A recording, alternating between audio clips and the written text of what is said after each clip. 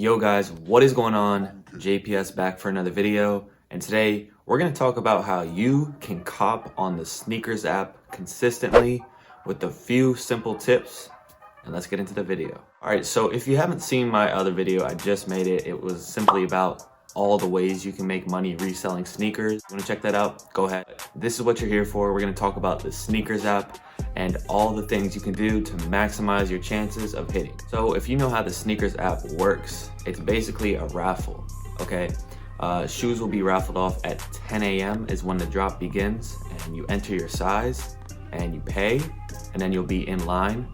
And at about 10:04, the next 4 minutes or so, you'll know you'll either get the got 'em screen and you'll have copped. You should get like a notification from your bank saying the payment was taken, or it'll say, sorry, not this time, we're sold out. There are a few things you could do to maximize your chances that a lot of people just don't even know about and they just don't do. So the first and most obvious thing is don't miss drops. Put notifications on, and there's a button you can click to notify you before a drop, and go for every drop, okay? Just because it's not like some off-white or something hype, still go for it, even if it's gonna be like $20 profit. Literally just go for it. That doesn't mean go for everything, because some things aren't even gonna be limited and they're gonna be in stock after the drop, so you're just gonna waste your money.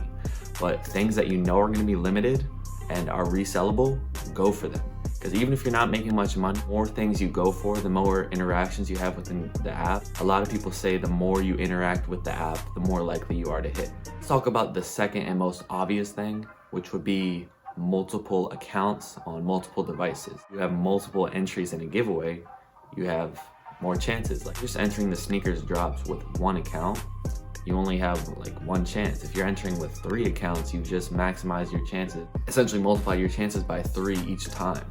And there's a much larger chance that you'll be hitting. Now you're probably like, bro, like how am I gonna have multiple accounts? I only have my phone, or I only have like my computer. I'm only doing this on my computer. Like, bro, how do you have a computer and not a phone? A lot of people are like, oh, bro, like I gave away my old phone. I don't have that many devices. I can't use my computer. What if they IP ban me? A lot of people say IP ban. That is not really a worry. As long as you're not doing over 3 accounts on the same Wi-Fi, you should be good, as long as you do these other things. So let's talk about ways you can use multiple accounts if you don't have multiple devices. Siblings, okay?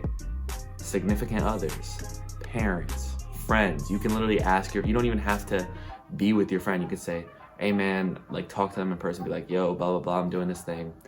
You go for the drops, and if you hit, I'll pay you X amount of money. They'll be like, well, why don't I just keep it myself? And you can be like, well, you wouldn't know about it if I hadn't told you, so you'll be making money. You see what I'm saying? It's a win-win, essentially. And you could do that with like 20 friends. Think about that. You see what I'm saying here?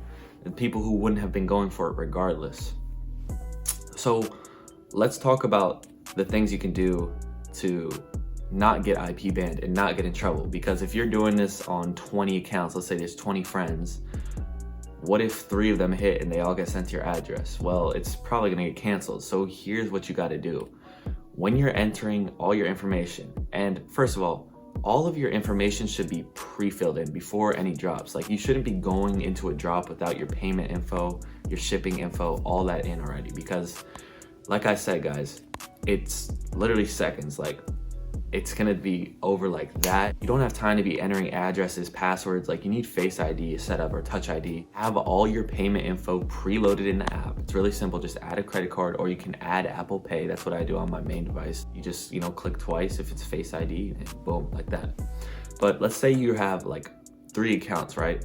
You're not gonna put the same address for 3 accounts. Let's say you live, I don't know, 100 Jefferson Avenue. Don't put 100 Jefferson Avenue in every single device on every single account.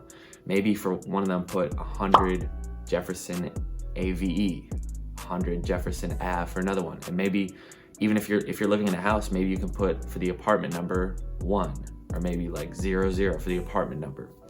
Obviously that won't affect the delivery at all, but it will change it. And when they're going through like their little code to try to determine who's using multiple addresses, it won't show up because they're not duplicate addresses, since technically they're different. And you could jig your address like a lot of different ways. I think you can also put 3 digits, 3 numbers in front of the address. So if it's 100 Jefferson Avenue, maybe you can put like XXX 100 Jefferson Avenue or something like that.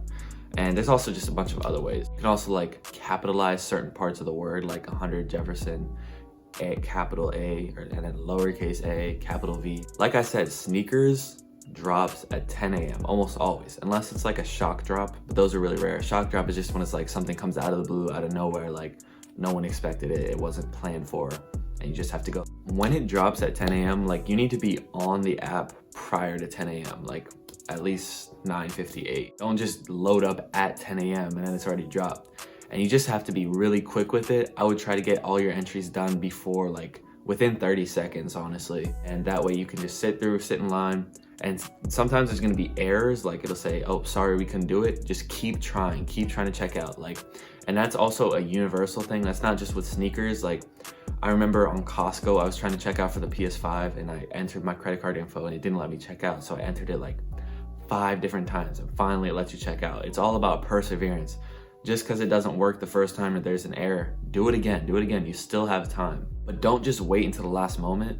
And also, if you're a person who has like tons of apps loaded on your phone's a mess, you're always getting FaceTime calls, put the phone on do not disturb, bro, and close all the apps, because the phone is a computer.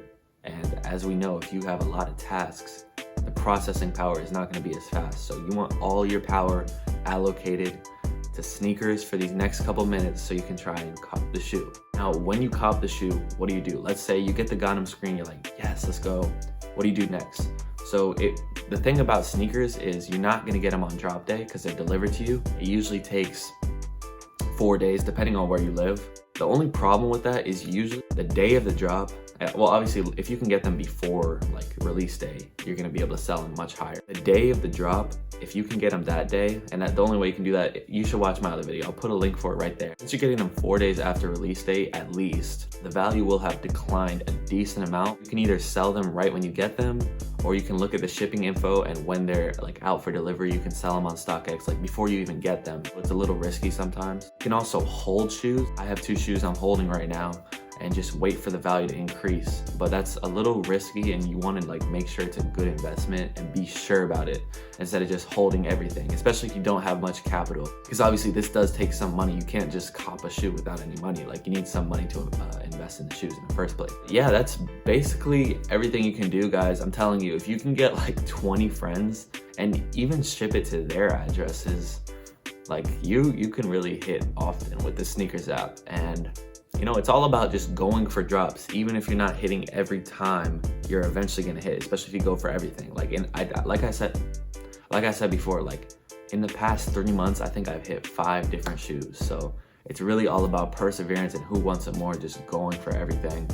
And yeah, let me know what are the biggest, like the most hype shoes that you've ever hit on the sneakers app, and some shoes you're looking forward to in 2021. And yeah, with that, guys, leave a like and subscribe if you enjoyed. And I'll catch you guys next time. Peace.